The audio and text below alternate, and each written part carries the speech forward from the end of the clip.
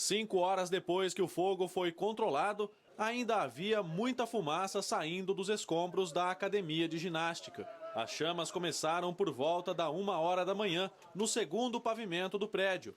O estabelecimento foi inaugurado há uma semana. Os bombeiros chegaram rápido até o local. Levaram cerca de 6 minutos. Mas o fogo já havia destruído praticamente tudo. A academia não tinha o auto de vistoria do Corpo de Bombeiros e também precisava de adequações no sistema de proteção contra incêndios. Os proprietários receberam um comunicado no dia 29 de março para modificar o projeto, mas não cumpriram a determinação. Em conversa aqui com os policiais do bombeiro, eles acham prematuro afirmar que começou na academia. Então, por hora, a gente não vai fazer nenhuma afirmação até apurar melhor os fatos. A fumaça e o calor provocados pelas chamas também afetaram prédios vizinhos.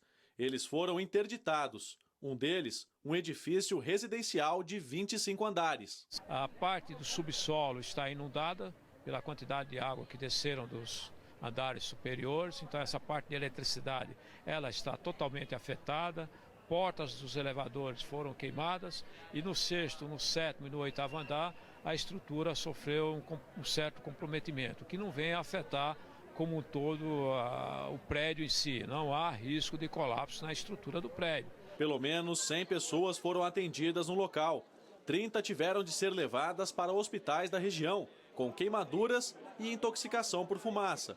Muitos moradores estavam dormindo quando o incêndio começou. E saímos sem nada, saímos com a roupa do corpo. Os vidros estourando todos, entendeu? Foi realmente um horror. No local não havia escadas contra incêndio e botijões de gás dentro de alguns apartamentos pegaram fogo. Nós tínhamos muitos botijões e em alguns apartamentos que ficaram até mais destruídos, com o derretimento da mangueira do botijão, ele acabou funcionando ali como um ativador, né? Vira um maçarico realmente. No começo da tarde, a Defesa Civil liberou alguns moradores para entrar no prédio. Segundo o Ministério Público, além dos donos da academia, a Prefeitura de São Paulo também poderá ser responsabilizada pelo incêndio, já que era dela a obrigação de fiscalizar se a empresa tinha ou não o alvará de funcionamento. O Brasil deve produzir mais de 184 milhões de toneladas de cereais, leguminosas e oleaginosas no ano que vem. A estimativa é do IBGE. Se a safra se confirmar, será 1,4% menor do que a deste ano.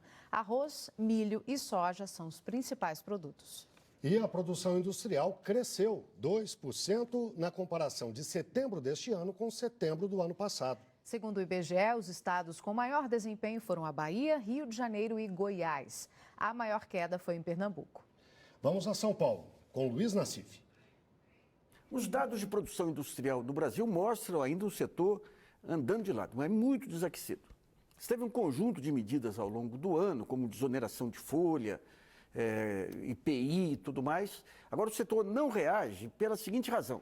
De um lado, você tem uma melhoria, uma manutenção do mercado de consumo aquecido, mas a competição com os produtos externos está desvantajosa para nós em função do câmbio. Então esse aumento de consumo acaba sendo absorvido aí pelas importações, especialmente as chinesas. Nos Estados Unidos você tem alguns indicadores mostrando a recuperação da economia americana. E aí você tem um jogo interessante.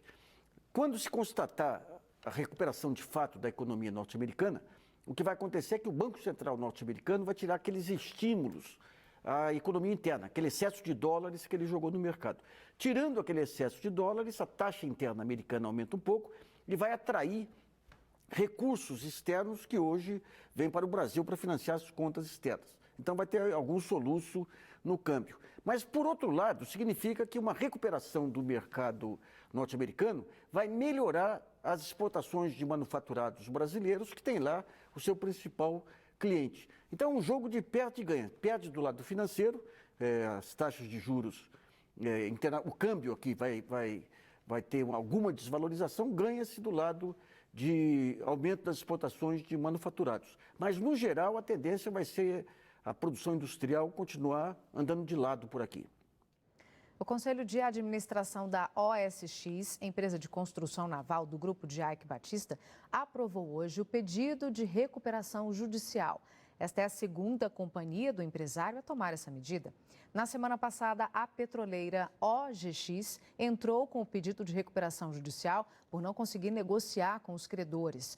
O instrumento permite que uma empresa em crise financeira se mantenha aberta enquanto tenta pagar as dívidas. A Receita Federal liberou hoje a consulta ao sexto lote do imposto de renda. É o segundo maior do ano, com um total de 2 bilhões e 100 milhões de reais. Lotes residuais de anos anteriores também podem ser consultados. O dinheiro entra na conta do contribuinte no próximo dia 18. Para saber se a sua declaração foi liberada, acesse receita.fazenda.gov.br ou ligue 146. O último lote da restituição sai no mês que vem.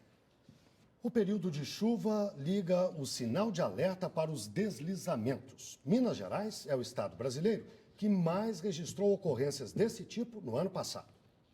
O relevo da cidade, aliado à ocupação desordenada das encostas, é um fator de risco para a ocorrência de deslizamentos de terra. Um problema que se agrava na temporada de chuvas. Em Belo Horizonte, existem hoje 2.769 edificações em locais de risco ou alto risco de deslizamento. Essas áreas representam 5% do território da capital.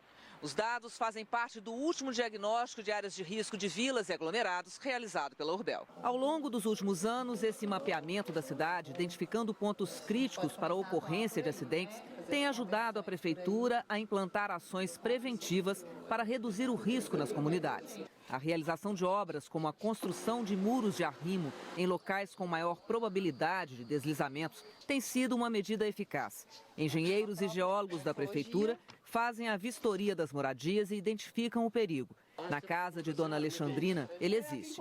Ela foi construída junto ao barranco e o terreno pode ceder com facilidade. A gente tem todas as evidências aqui nesse local. Nós temos a própria altura do talude, a distância, o afastamento da residência, o lançamento de água e esgoto na crista do talude. Toda essa situação já mostra que o escorregamento pode ocorrer aqui nesse local. Na vistoria, quando se detecta um risco alto e muito alto, aí já é uma necessidade de intervenção.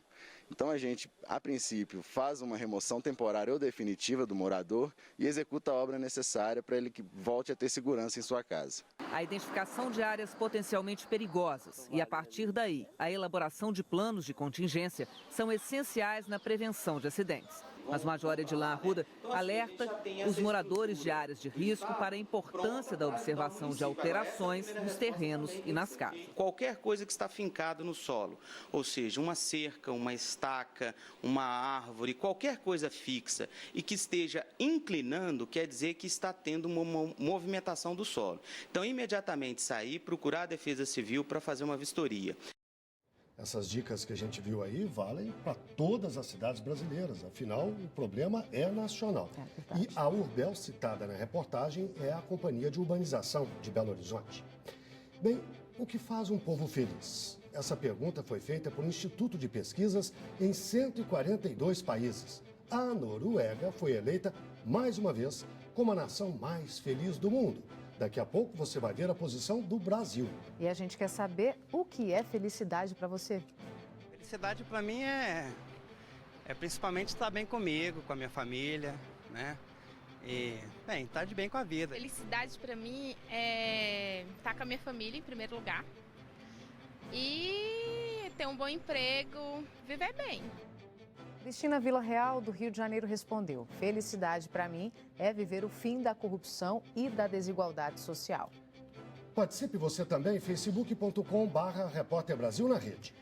E a seguir, Pablo Neruda não morreu por envenenamento. Essa é a conclusão dos exames feitos depois da exumação dos restos mortais do poeta chileno. E ainda mais da metade dos problemas de coluna na fase adulta está relacionada à sobrecarga de peso na adolescência. Por isso, é preciso ficar atento à quantidade de material nas mochilas dos estudantes. Os detalhes em 2 minutos.